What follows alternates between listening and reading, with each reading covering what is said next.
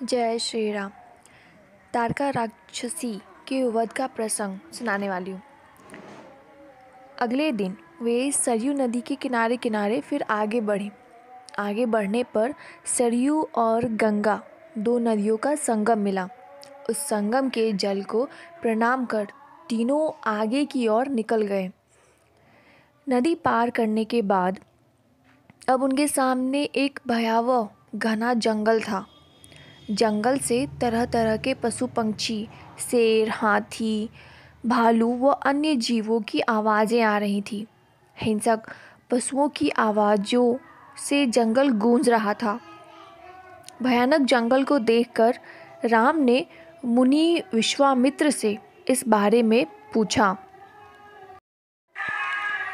तब महर्षि विश्वामित्र ने बताया कि यहाँ से 2 कोस की दूरी पर ताड़का नामक की राक्षसी रहती है। वह बड़ी, बलवती, भयानक और दुष्टा और विशालकाय शरीर वाली है। राक्षस मारीच उसी का पुत्र है। उसने अपने पुत्र मारीच की सहायता से यहाँ के नगरों को उजाड़ दिया है। आज तुम्हें उसका संहार करना है। स्त्री समझकर उसे छोड़ना ठीक न होगा। राम ने उत्सुकतापूर्वक महर्षि से उस ताड़का राक्षसी के इतने अधिक बलवान होने का कारण पूछा। इस पर महर्षि ने उन्हें बताया कि पूर्व काल में सुकेतु नाम के एक यक्ष हुआ करते थे। पौराणिक मान्यता के अनुसार यक्ष भी राक्षसों के कुल के ही थे। लेकिन जो लोगों की सहायता करते वह किसी को दुख नहीं पहुंचाते, उन्हें यक्ष कहा जाता था। यक्ष सुकेतु को कोई पुत्र नहीं होने से उन्होंने ब्रह्मा जी की घोर तपस्या की। सुकेतु की तपस्या से प्रसन्न होकर ब्रह्मा जी ने उसे वरदान के रूप में पुत्र देने के बदले एक कन्या दी, क्योंकि ब्रह्मा जी को पता था कि पुत्र प्राप्त होने पर यक्ष भी राक्षसी प्रवृत्ति का होकर लोगों को प्रताड़ित करेगा। कन्या के बड़े होने पर यक्ष सुकेतु ने उसका विवाह सुंद नाम के यक्ष से कर दिया।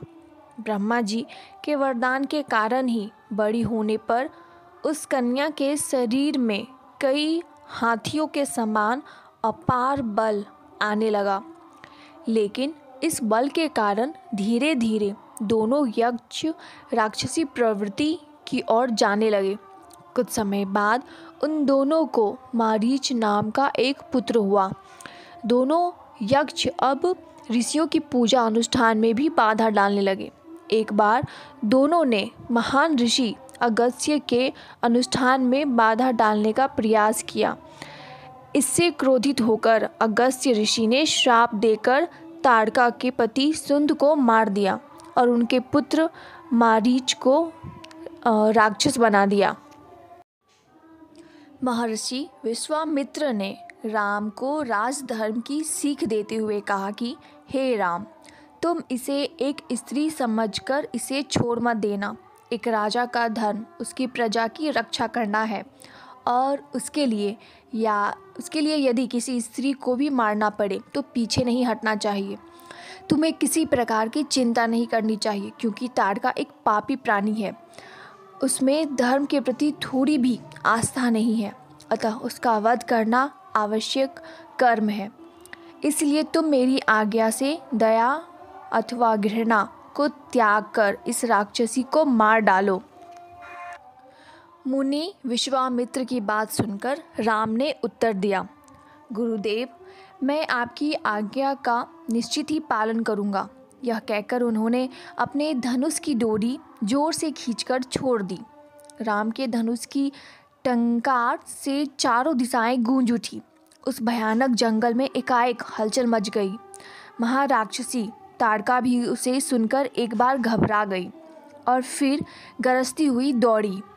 गुस्से से भरी ताड़का राम के पास पहुंचकर बोली, बालक, तू कौन है और यहाँ इस भयानक जंगल में क्या कर रहा है? अगर तुझे अपने प्राण प्यारे हो तो यहाँ से चला जा।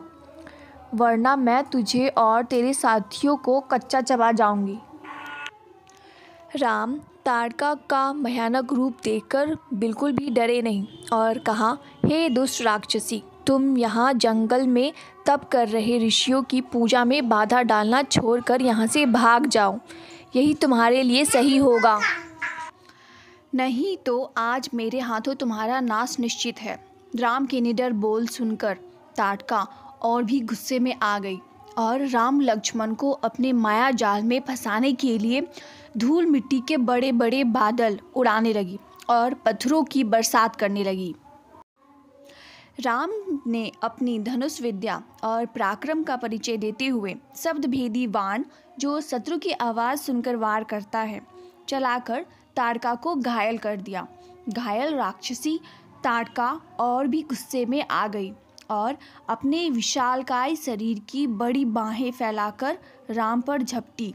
राम ने अपने धनुष के चारों दिशाओं में बाण चलाकर उसे चारों ओर से बाणों से घेर लिया। फिर उसके हृदय में उन्होंने ऐसा बाण मारा कि वह अपने विशाल शरीर के साथ धरती पर गिर पड़ी और इस प्रकार प्रभु श्री राम ने ताड़का का वध किया। ताड़का वध से पृथ्वी लोक सहित देवलोक में भी हर्ष छा गया।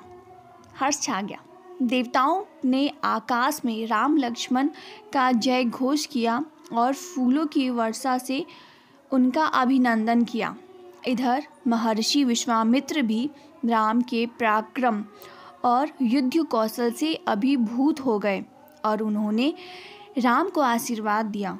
राम के साहस से प्रसन्न होकर मुनि विश्वामित्र ने राम से कहा, हे रघुनंदन, तुमने इस राक्षसी को मारकर इस धरा पर उपकार किया है। मैं तुम्हें इसके बदले अपने दिव्य अस्त्र सौंपता हूँ। हे वीर, मैं तुम्हें इंद्रदेव का वज्रास्त्र, देवाधिदेव महादेव का त्रिशूल तथा ब्रह्मा जी का ब्रह्मशिर नामक अस्त्र व ब्रह्मास्त्र भी प्रदान करता हूँ।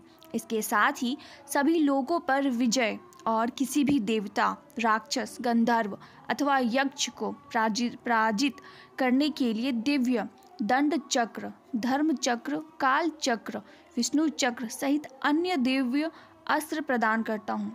राम ने महर्षि विश्वामित्र को प्रणाम किया और उनके दिए दिव्य अस्त्रों को ग्रहण किया।